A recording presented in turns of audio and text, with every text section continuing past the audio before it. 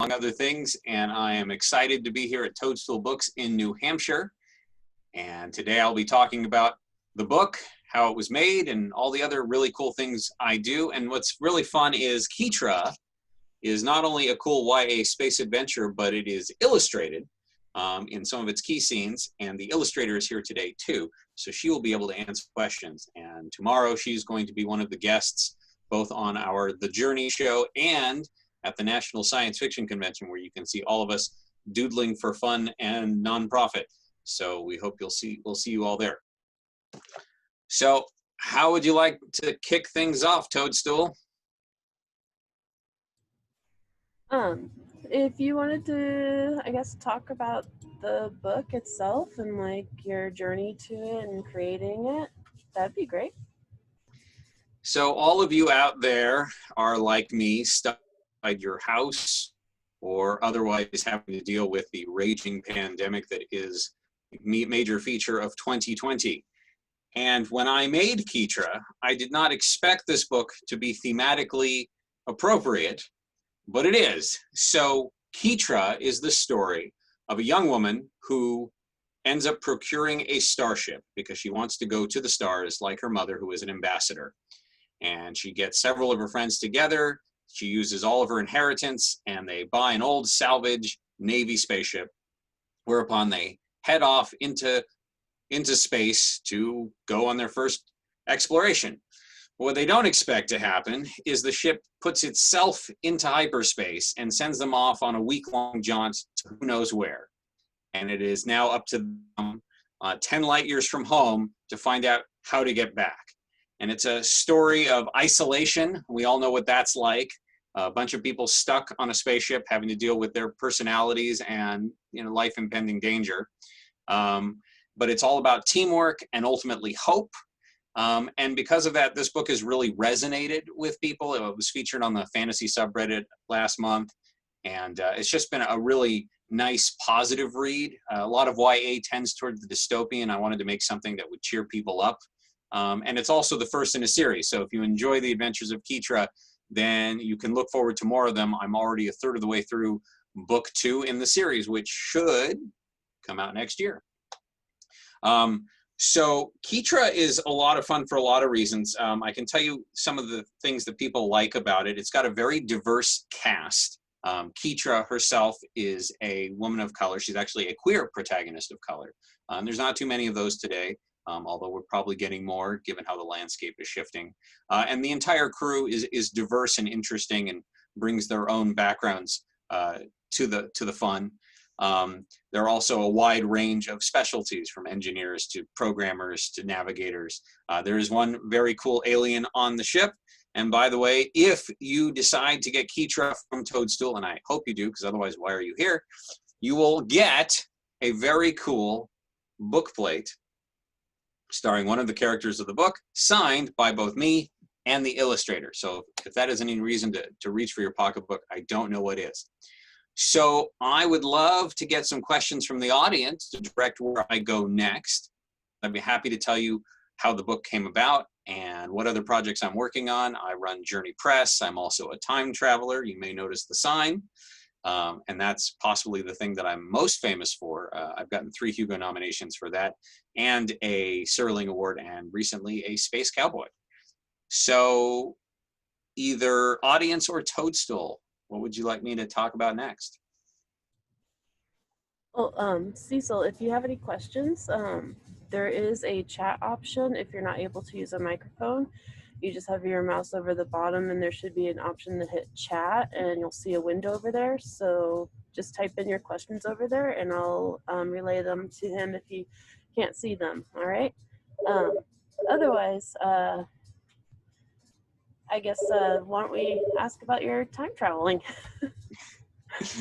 So Kitra actually came about almost as a natural progression from my time travel. So one of the things I do is Galactic Journey. And I'll put a link to it right here.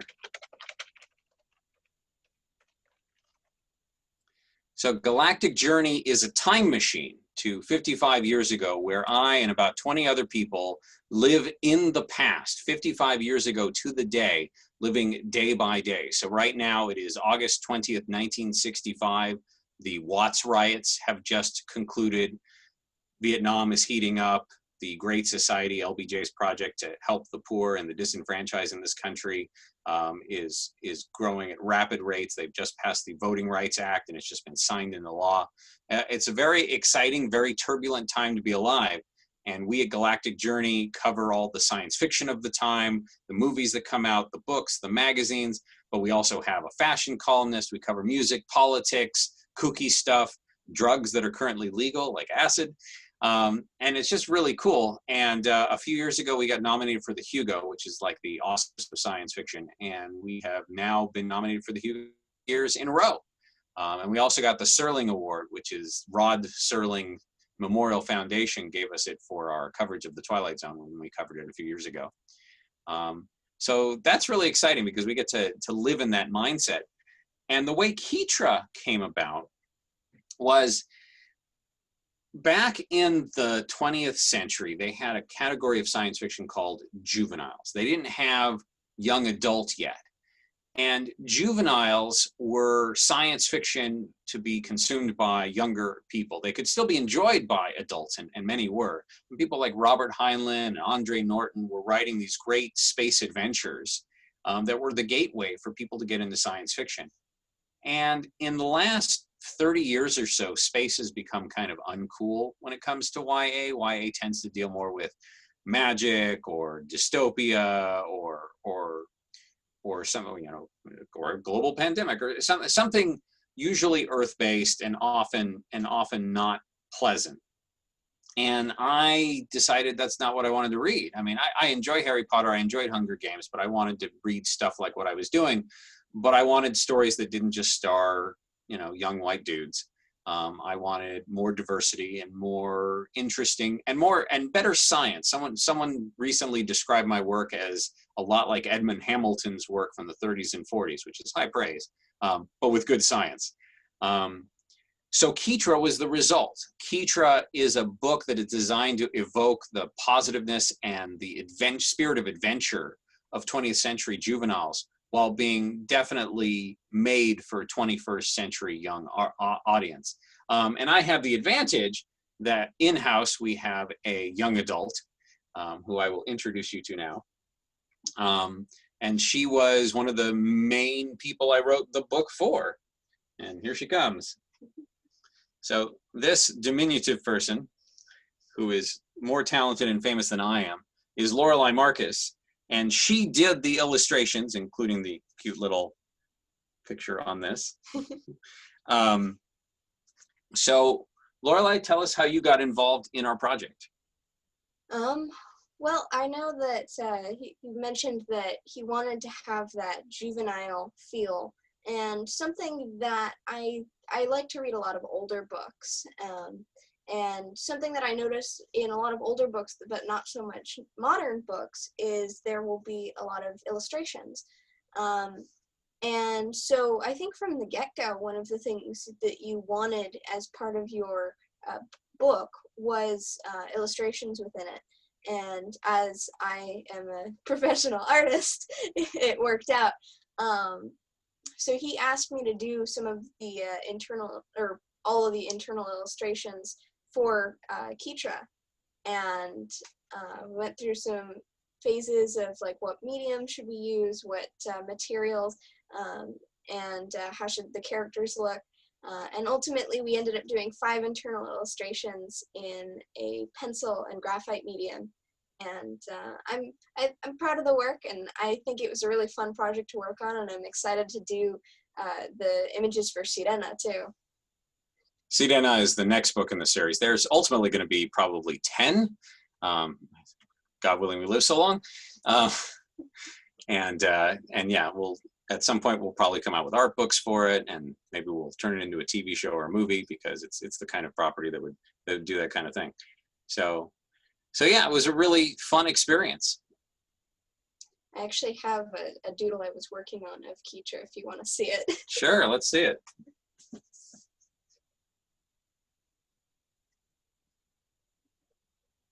I was enamored with the sort of ink sketch style of the Rediscovery book plates that we did, and that was just an open source image. But I wanted to try and capture it with just my pen. So I'm actually pretty happy with how it's turning out. It's a new style for me, but I'm having fun with it. That's very cool. Lorelei mentioned Rediscovery. Another book that you can get at Toadstool Books is Rediscovery, Science Fiction by Women. And this is the first book we came out with. And this has been quite the bestseller. We're very impressed with how this is, with the reaction, the audience reaction to this one. So there's a lot of great science fiction that came out 55 years ago, and I've been discovering it doing the journey. And one thing I discovered that was quite gratifying and very surprising was there were dozens of women writing science fiction back in the 50s and early 60s. That's something that tends to get overlooked. Some people will remember Ursula K. Le Guin or Anne McCaffrey, but they'll tend to forget Roselle George Brown or Catherine McLean or Otis Kidwell Berger or Kit Reed, and on and on and on and on. And so we rediscovered them, found the best stories, and put them together in an anthology. And it's been really popular. It's been compared with and often paired with, I don't know if you've read Dr. Lisa Yazik's The Future is Female. In fact, I will show you a copy.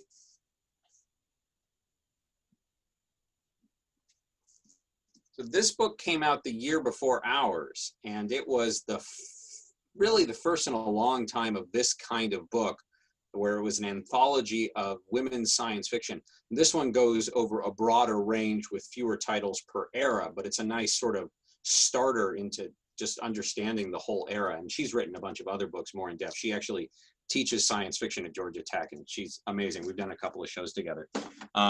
So Rediscovery is essentially the start of a series which is going to go deeper in an area that, a chronological area that'll cover about 30 years. So this is 14 stories. The other cool thing about this book is I got a whole bunch of current creators, screenwriters, published authors, etc., to do the introductions for the book, so you have an idea who these authors are as you read them. And the really cool thing is this picture is one of my favorites. It's from the January 1957 Astounding. That's Dr. Martha Dane, possibly the first non-cheesecakey main character. You know, there's Asimov's Susan Calvin, of course, but they were very rare. So we loved this character, and it was done by an artist named Kelly Frias, who was very famous at the time. And her widow not only licensed the image to us for the cover, but she also did the foreword for the book. And that was really cool getting to work with her. So Rediscovery is great. Kitra is great. And next week we're coming out with a book by Hugo finalist Tom Purdom called I Want the Stars, which is also great. And you hopefully will get it at Toadstool. And that's what I have to say about those things. So what's the next question? I guess, what was your inspiration behind Kitra, and how did you come up with the character? Kitra is a combination of lots of strong women in my life, including my wife and my daughter. As I said, I like space adventures, and I really like astronomy. My first major was astrophysics. So I wanted a book where we'd have characters who would be going to other stars, exploring planets, and give people a reasonably accurate look about what we know planets around other stars would be like. And there's a few hand waves, right? Like hyperspace, hyperdrive doesn't exist yet. But other than that, I tried to make things approachable and realistic. And per the parameters of the universe, everything is pretty tight. How much fuel they have, how much air they have, how much food they have, what they need to do to get to the next step. It's a very almost logistical kind of book in some ways in the problems they solve. And I think that makes the situation more real. Kitra is an amalgam. She is bisexual, because they say write what you know, and almost everyone I know in my life tends to be bisexual, so it was pretty easy. The other characters of the book, Peter and Marta, are completely made up. Marta, it was important. I wanted to have the most attractive character on the ship also be the heaviest, because I think that's a representation that needs to be shown. Peter is the is the big bulky white guy, but he's not the hero, although he does some heroic things ultimately when he stops complaining. Pinky is a blob and just an absolute delight to write, and possibly the hardest to write because I had to come up with so many dad puns. And you would think as a dad I would just have a whole lot of them, but I actually didn't, and that took a lot of work. But Fareedh, the programmer, is the one person who is whole cloth based on an actual person. My best friend in high school, or one of my few best friends in high school, and I decided he was the only person in school who was smarter than me, better looking than me, and cooler than I was, and so I put him in my book. So now I have the last laugh.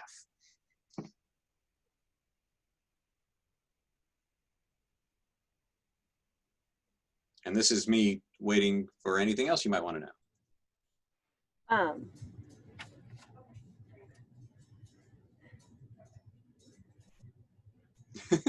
Sorry.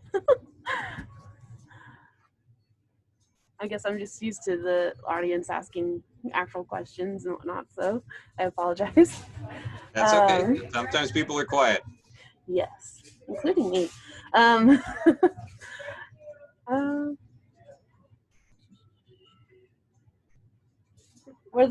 I think you have partially covered it already, but what other future projects do you have in the works? So there's a few. My wife so we started our own publishing house last year because for a lot of reasons. One is it's just gotten pretty easy to start your own publishing house. And also I have experience running companies and such. So I thought, I'll do this myself. And so there's things about the industry I'm not particularly fond of. And so I wanted to have control of the process. And that's been really exciting because in the course of doing the Galactic Journey, I've met a lot of writers who were big back in the day, some of them who are still big, or I've gotten to be friends with their descendants. So as a result, next year we're going to be releasing a couple of classic books from the 60s that have not seen print in decades, but that we think are timeless and will really appeal to people. So we're very excited about that. My wife is working on a fantasy gay romance called The Eighth Key, which should come out sometime around the end of this year, beginning of next year. I've got a collection of short stories published and unpublished called Clairvoyages, and that will come out probably late next year. And then, of course, Sirena. And on the back burner, I've got a gay World War II based romance about a couple of waist gunners on a B-17. And that's, at some point, I'll finish that.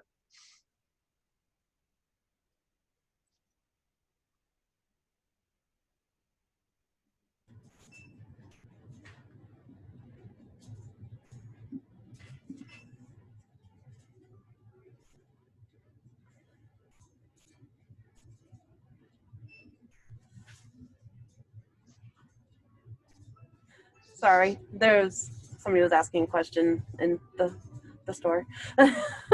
Well, point them at the camera. They can be part of the fun. Well, they had to help somebody really quick. So I noticed that you have a lot of LGBTQ representation in your books, which is really awesome because I find that there's a very big lacking of that type of representation in both sci-fi and fantasy, and that's the genre that I really, really enjoy myself. Mm-hmm. And I like those relationships a lot because it just, for some reason, I feel like there's a lot more deeper meanings behind them sometimes. And you said that you had a lot of that representation in around you and whatnot.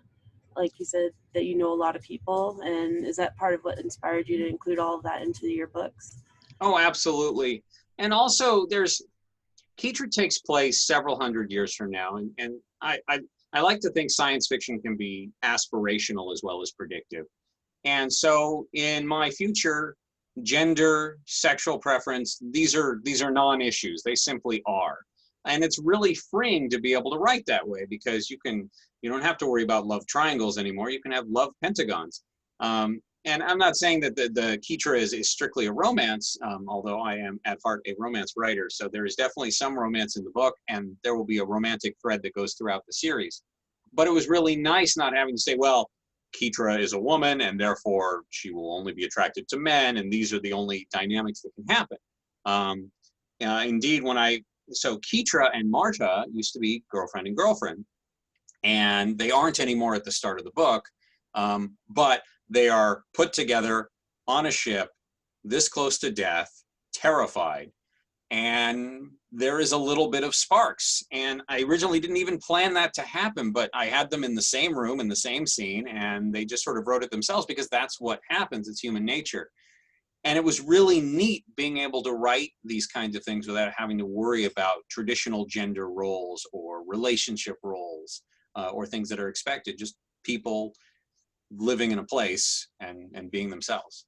So I thought it was important. I'm glad you appreciate it. A lot of people have enjoyed it. And I think only one person ever said, why are you mentioning that they're queer? That's not important. Obviously, they haven't seen stuff like the need of representation is important for everybody in the world. Well, exactly. I want people to read the books and go, oh, that's me in there.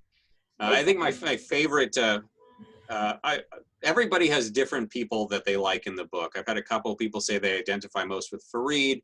A lot of people love Pinky. I think one person can't stand Pinky, probably because of the dad jokes, but almost everyone loves Pinky the best. A lot of people like Marta, a lot of people like Kitra. Peter tends to get the worst rep because he starts the book least sympathetically, and deliberately, because I wanted to give him a chance to prove himself. But a friend of mine said she absolutely loved Peter because she reminded her of her husband, who complains all the time, but in the end saves the day.